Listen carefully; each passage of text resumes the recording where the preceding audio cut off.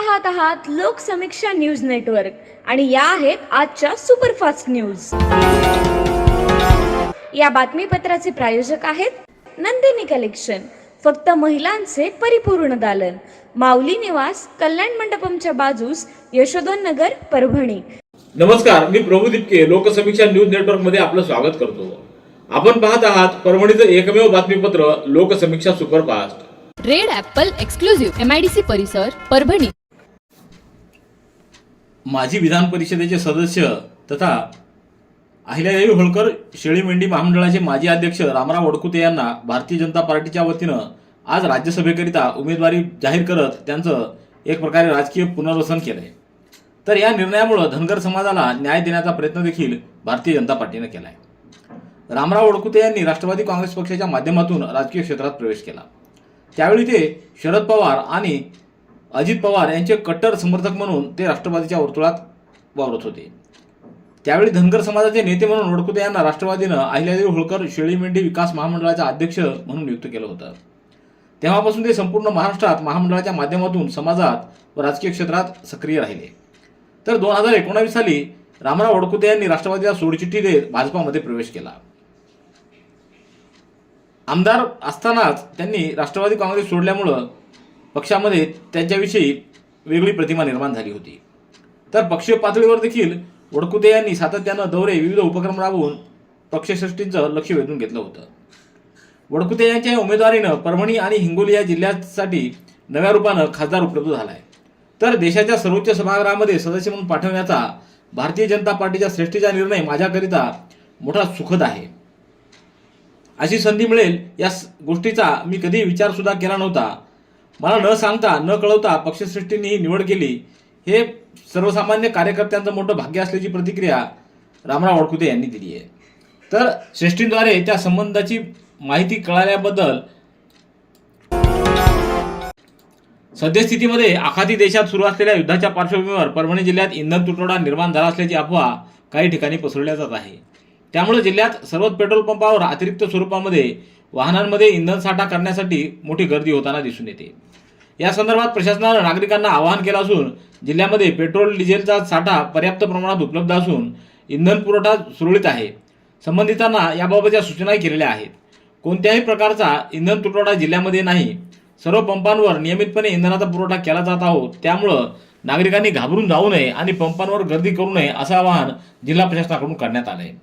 जिल्हा पुरवठा अधिकारी मुसळे यांनी याबाबतचा प्रसिद्धीपत्रक प्रसिद्धीला दिलंय।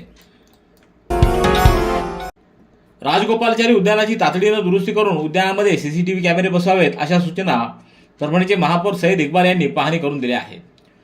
महापौर इक्बाल यांनी आज 4 मार्च रोजी राजगोपालचारी उद्यानाची पाहणी केली। या पाहणी दरम्यान त्यांनी संपूर्ण परिसराला भेट दिली, तसंच नागरिकांशी संवाद साधला। उद्यानामध्ये खेळणी साहित्याची झालेली मोडतोड पाहून त्यांनी संताप व्यक्त केलाय। तर तातडीनं सर्व खेळणी साहित्य, घसरगुंडी, कारंजे यांची दुरुस्ती करावी, उद्यानाची साफसफाई करावी व संपूर्ण उद्यान CCTV कॅमेऱ्याच्या निगराणीखाली आणाव्यात अशा सूचना त्यांनी कर्मचाऱ्यांना दिल्या। यावेळी त्यांनी उद्यान निरीक्षक मोहम्मद आथर आणि अभियंता पवन देशमुख यांनाही पाचारण करत उद्यानाची दुरुस्ती करण्याचे आदेश दिले। तर उद्यानामध्ये आणखी झाडं लावा, हिरवळ वाढवा, उद्यानात येणाऱ्या नागरिकांचा अभिप्राय घेण्यासाठी नोंदवही ठेवा, उद्यानात सुरक्षा रक्षक वाढवा अशा सूचना यावेळी त्यांनी दिल्या। सततचे दवाखाने करून कंटाळलात? आता शेवटचा उपाय। डॉक्टर गोविंद कामटे यांचे बालाजी आयुर्वेदिक निसर्गोपचार केंद्राला भेट द्या।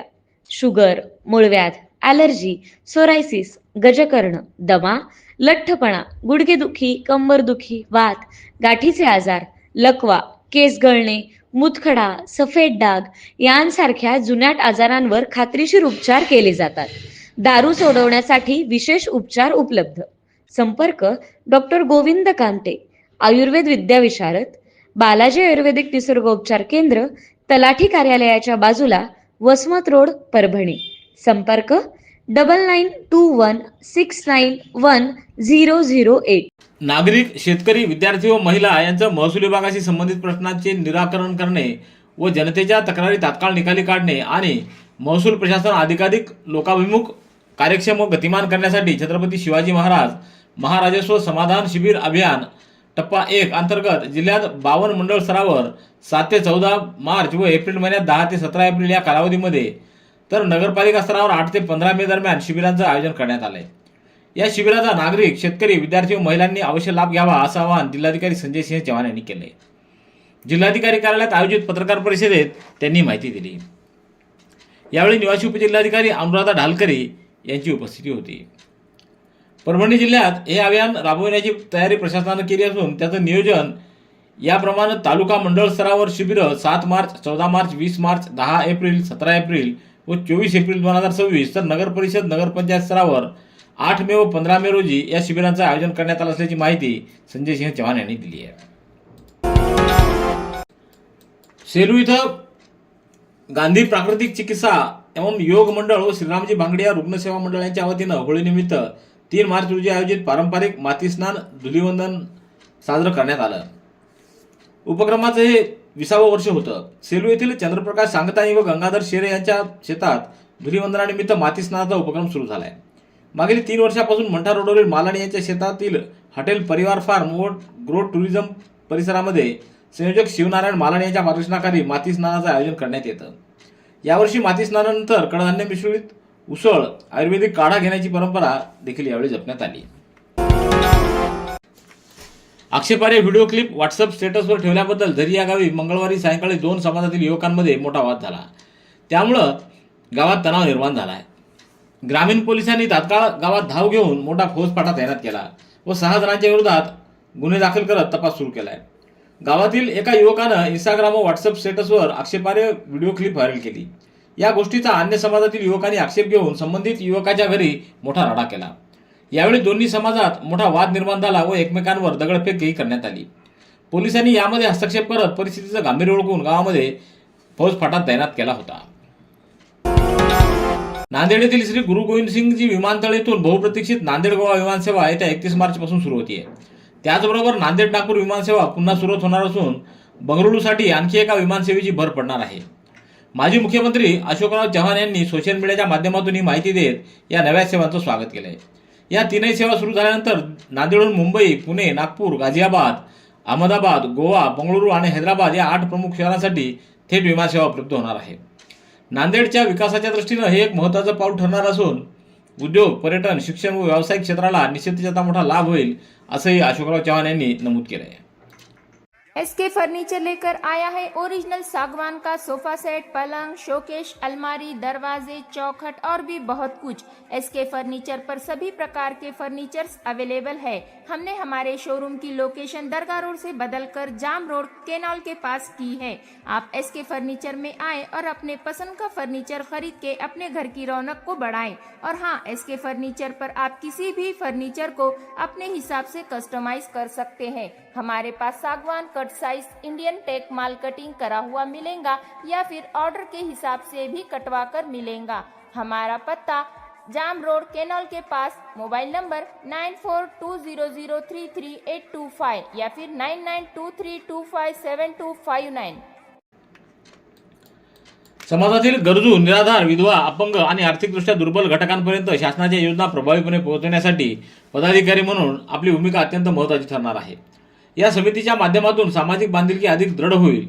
मात्र त्यासाठी संजय गांधी निराधार समिती पदाधिकाऱ्यांमध्ये संवेदनशीलता, पारदर्शकता आणि प्रामाणिकपणा असणं आवश्यक आहे. त्यामुळे शासन आणि समाज यांच्यातील दुवा म्हणून प्रामाणिकपणाने काम करा असा सल्लावजा कानमंत्र आमदार डॉ. रत्नाकर गुट्टे यांनी नवनिर्वाचित पदाधिकाऱ्यांना दिला आहे. गंगाखेड विधानसभा मतदारसंघातील संजय गांधी निराधार समिती पदाधिकाऱ्यांची नुकतीच निवड करण्यात आली. त्या सर्वांचं आमदार गुट्टे यांनी अभिनंदन करून पुढील वाटचालीसाठी शुभेच्छा दिल्या आहेत. त्यानुसार गंगाखेड तालुका अध्यक्षपदी हनुमंत मुंडे, पालम तालुका अध्यक्ष शेख गौस आणि पूर्णा तालुका अध्यक्ष सैनाजी माठे यांची निवड झालेली आहे.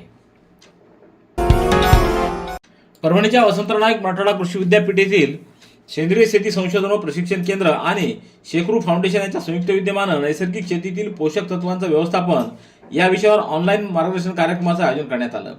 हा कार्यक्रम 3 मार्च रोजी कुलगुरू डॉ. इंद्रमणी यांच्या अध्यक्षतेखाली तसंच संशोधन संचालक डॉ. खिजर बेग यांच्या मार्गदर्शनाखाली यशस्वीरित्या पार पडलाय. कार्यक्रमासाठी प्रमुख मार्गदर्शक म्हणून नवसारी कृषी विद्यापीठ गुजरात अंतर्गत NM कृषी महाविद्यालयातील कृषीशास्त्रज्ञ विभागाचे सहयोगी प्राध्यापक डॉ. के. शाह यांची उपस्थिती होती. परभणीतील RP hospital and research institute इथं अत्याधुनिक सौंदर्यशास्त्र, केसशास्त्र व लेझर उपचार विभागाची सुरुवात करण्यात आली आहे. या नव्या विभागामुळे परभणी शहरासह ग्रामीण भागातील रुग्णांना त्वचा, केस आणि सौंदर्यविषयक उच्च दर्जाचे उपचार आता स्थानिक पातळीवर व अत्यल्प दरात मिळणार आहेत. या विभागामध्ये डॉक्टर मनीष कदम, डॉक्टर दिनेश भुतडा व डॉक्टर रेवती राज यांच्यासह अनुभवी त्वचारोग तज्ज्ञांची टीम कार्यरत आहे. इथं केमिकल पिलिंग, मायक्रोडर्म ॲब्रेशनद्वारे त्वचेवरील मृतपेशी काढणं, मुरुमाचे व काळे डाग, सुरकुत्या कमी करणं आदी उपचार केले जातात. परभणीच्या रेल्वे स्थानकावर संशयितरित्या फिरणारी एक अल्पवयीन मुलगी गस्त घालत असताना रेल्वे पोलिसांना आढळून आली. तिची अधिक चौकशी केली असता तिचं नांदेड येथून अपहरण झाल्याचं समोर आलं. ही अल्पवयीन मुलगी नांदेड येथील असून विमानतळ पोलीस ठाणे इथं गुन्हा दाखल असल्याची माहिती रेल्वे पोलिसांनी दिली. त्यानुसार 2 मार्च रोजी सायंकाळी 4:30च्या सुमाराला रेल्वे पोलिसांचे राम कातकडे, महिला पोलीस शीतल वाघमारे व पूजा भरकड हे परभणी रेल्वे स्थानक परिसरात गस्तीवर होते. त्यावेळी प्लॅटफॉर्म क्रमांक 1 वर 17 वर्षीय अल्पवयीन मुलगी संशयास्पदरित्या फिरताना आढळली. तिची सखोल चौकशी केली असता ती नांदेड येथून अपहरण झाली असल्याचं निष्पन्न झालं. याबाबत विमानतळ पोलिसांना संपर्क साधला असता तिथं गुन्हा दाखल असल्याचं सांगण्यात आलंय. Red Apple furniture, smart furniture for smart people. Exclusive Parbhani शहरातील भव्य शोरूम रेड ॲपल एक्सक्लुझिव्ह, भारतातील स्मार्ट फर्निचर ब्रँड आता आपल्या परभणी शहरामध्ये. हो, आता आपल्या परभणी शहरामध्ये. या अंतर्गत ऑफिस, बेडरूम, डायनिंग, लिव्हिंग इत्यादी प्रकारचे फर्निचर आपणास मिळेल. Bedroom set, bed, dressing table, sofa set, कपाट, डायनिंग टेबल टीपॉय आणि स्टील फर्निचर इत्यादी सर्व प्रकारचे फर्निचर तेही आकर्षक किमतीमध्ये उपलब्ध आहे. एक वेळ अवश्य भेट द्या. रेड ॲपल फर्निचर, MIDC परिसर, भारतीय स्टेट बँकेच्या जवळ, परभणी. परभणी महापालिकेचे महापौर म्हणून निवड झाल्याबद्दल पालकमंत्री मेघना चाकोरी बोर्डीकर यांनी सय्यद इक्बाल यांची भेट घेऊन मंगळवारी त्यांचं अभिनंदन केलं. याप्रसंगी दिलीप देशमुख, सईद खान व इतर सहकाऱ्यांची उपस्थिती होती. यावेळी परभणीतील नागरिकांचे प्रश्न सोडवण्यासंदर्भात तसंच परभणी शहराच्या विकासाच्या दृष्टीनं सकारात्मक चर्चा करण्यात आली. परभणी शहरातल्या हडको कॉर्नर परिसरात सुरू असलेल्या अवैध देशी दारू विक्रीवर नारळपेठ पोलिसांनी कारवाई करत सुमारे 1,23,000 रुपयाचा मुद्देमाल जप्त केला आहे. नारळपेठ पोलीस अवैध धंद्याच्या विरोधात गस्त घालत असताना हडको कॉर्नर परिसरात एका महिलेकडून देशी दारूची विक्री होत असल्याची माहिती मिळाली. यावरून पोलिसांनी छापा टाकला असता सदर महिलेच्या घराच्या बाजूला असलेल्या पत्र्याच्या शेडमध्ये काही व्यक्ती दारू पिताना आढळून आले. पोलिसांना पाहताच ते पळून गेले. या शेडची पाहणी पोलिसांनी केली असता देशी दारूच्या 39 आणि विदेशी दारूच्या 3 बाटल्या आढळून आल्या. तर दारू पिण्यासाठी असलेल्या व्यक्तींच्या 2 दुचाकी पोलिसांनी जप्त केल्या आहेत. रेड ॲपल एक्सक्लुझिव्ह, MIDC परिसर, परभणी. याबरोबरचे बातमीपत्र संपलं. पुन्हा भेटूया उद्याच्या सुपरफास्ट बातमीपत्रात. पाहत रहा लोकसमीक्षा. तुम्हाला हे बातमीपत्र कसं वाटलं याबद्दल आपली प्रतिक्रिया नोंदवा. दररोजचे अपडेट्स मिळवण्यासाठी लोकसमीक्षा चॅनलला सबस्क्राईब करा. धन्यवाद.